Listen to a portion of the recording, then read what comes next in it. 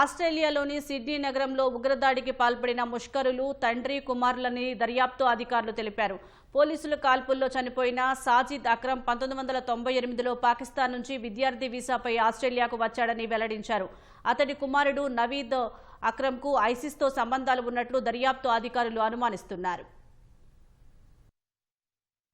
Sydney బోండీ beach ఉగ్రదాడిపై దర్యాప్తు కొనసాగుతోంది. ఈ కేసులో నిందితులైన సాజిద్ అక్రమ్, నవీద్ అక్రమ్ తండ్రి, కుమారులని అధికారులు గుర్తించారు. 2019లో ఆస్ట్రేలియాలో ఉగ్రదాడికి కుట్ర పన్నిన ఇస్లామిక్ స్టేట్ సభ్యుడితో నవీద్ అక్రమ్ కు సన్నిహిత సంబంధాలున్నట్లు అనుమానిస్తున్నారు. నిందితుల కారులో 2 ఐసిస్ జెండాలు, 2 ఐఈడీలు స్వాధీనం చేసుకున్నామని దర్యాప్తు అధికారులు తెలిపారు. 1998లో సాజిద్ అక్రమ్ విద్యార్థి వీసాపై పాకిస్తాన్ నుంచి ఆస్ట్రేలియాకు వచ్చాడని ఆ దేశ హోంమంత్రి టోనీ బుర్కే తెలిపారు. అతడి కుమారుడు నవీద్ అక్రమ్ ఆస్ట్రేలియాలో జన్మించాడని వెల్లడించారు. నవీద్ అక్రమ్ 2001లో జన్మించినట్లు అతడి డ్రైవింగ్ లైసెన్సులో ఉంది. 6 తుపాకులను కలిగి ఉండేందుకు సాజిద్ అక్రమ్ కు లైసెన్స్ ఉందని ఆస్ట్రేలియా మీడియా పేర్కొంది. అతడి పేరుతో 2015 నుంచి తుపాకీ లైసెన్స్ ఉందని తెలిపింది. అతడు ఓ హంటింగ్ క్లబ్ లో కూడా సభ్యుడని వెల్లడించింది. సాజిద్ అక్రమ్ పండ్ల దుకాణాన్ని నిర్వహించేవాడని, అతడి కుమారుడికి 2 నెలల క్రితం ఉద్యోగం పోయిందని తెలిపింది. చేపల వేట కోసం దక్షిణ తీర ప్రాంతానికి వెళుతున్నామని తండ్రి, కుమారుడు ఇంట్లో కుటుంబ సభ్యులకు చెప్పినట్లు తెలిసింది.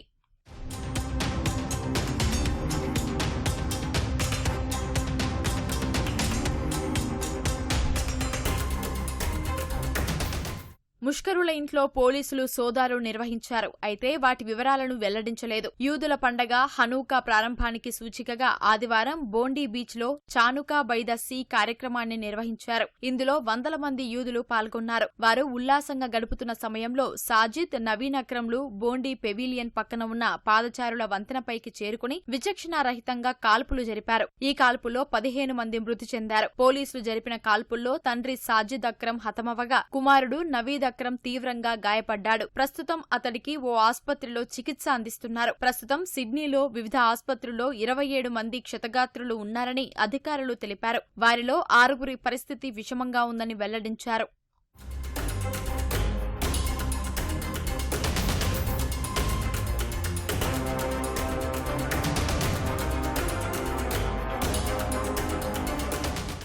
సిడ్నీ ఉగ్రదాడి ఘటన నేపథ్యంలో ఆస్ట్రేలియా ప్రభుత్వం అప్రమత్తమైంది. ఇటువంటి ఘటనలు నివారించాలంటే తుపాకీ చట్టాలను కఠినతరం చేయాల్సిన అవసరం ఉందని ఆ దేశ ప్రధాని ఆంథోనీ ఆల్బనీస్ అన్నారు. ఇందులో భాగంగా లైసెన్స్ పొందిన వారి వద్ద ఉండే తుపాకుల సంఖ్యను పరిమితం చేయడం సహా పలు ఆంక్షలను విధించనున్నట్లు తెలిపారు. ప్రజలకు రక్షణ కల్పించే ఎటువంటి చర్యలు తీసుకోవడానికైనా తమ ప్రభుత్వం సిద్ధంగా ఉందన్నారు.